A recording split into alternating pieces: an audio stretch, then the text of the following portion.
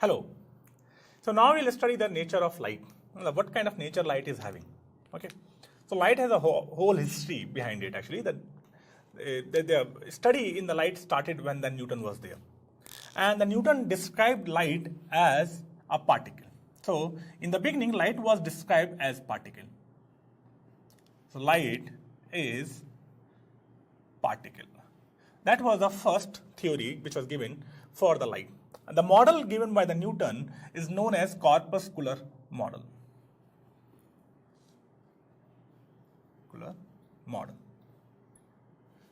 So what Newton described light as collection of particles moving very fast.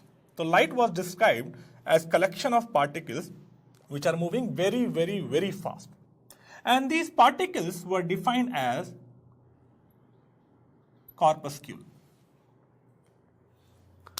So that's how they defined the light in the beginning. So light was collection of particles, small particles, so we cannot see them, and they're moving very fast from one location to other location. They get absorbed, they get reflected, they get refracted as well. They are small, so they can penetrate the medium. That's how the light was described in the beginning. But the problem was, according to this model, the phenomena as interference and the diffraction, they were not able to define. So this model was able to define the phenomena like reflection and refraction, but it defined reflection, why it is happening, how it is happening. It defined refraction as well. But it was not able to define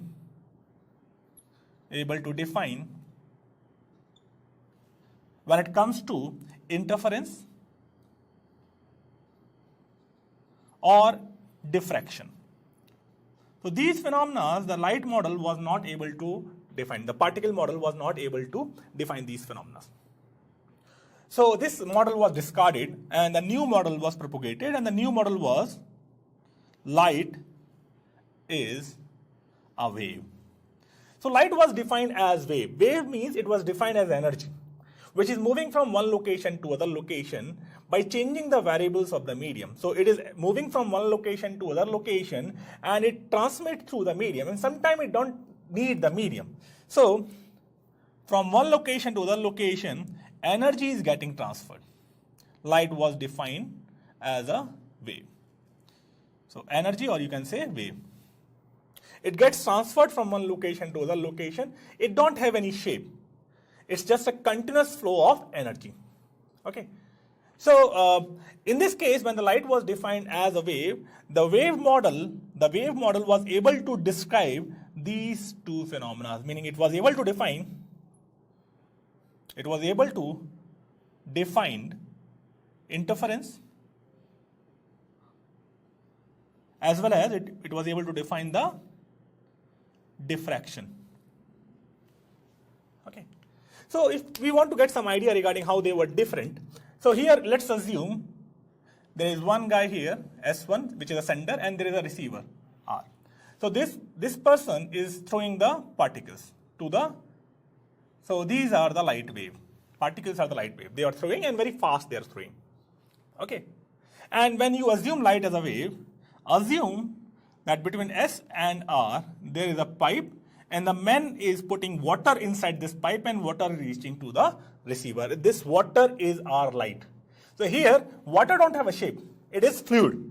So it is moving from one location to the location. But here it is having a shape. So you can throw it one by one.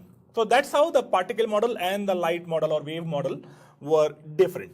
But again, there was a problem in the wave model as well, because this wave model was not able to define the photoelectric effect. When the Einstein performed the experiment, photoelectric effect, it was not able to define that photoelectric effect.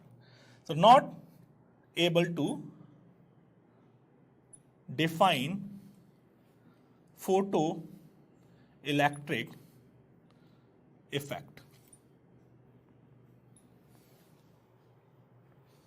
So when it was not able to define the photoelectric effect, then the quantum physics came into picture, and the quantum physics has defined light as a combination of particle and the wave. So now light is defined as combination of particle plus wave. That's how we define the light now. And these particles, basically light is a particle, and these particles are defined as photons. So when we talk about source, there are photons, very small particles are there. They are called photons. They don't have any shape. Their mass is 0. Their rest mass is 0. They have a frequency actually. These small particles moves and reach towards point R.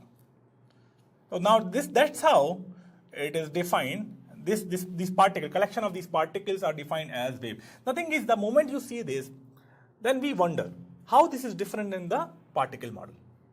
So there is a difference, because here we are saying it is particle plus wave.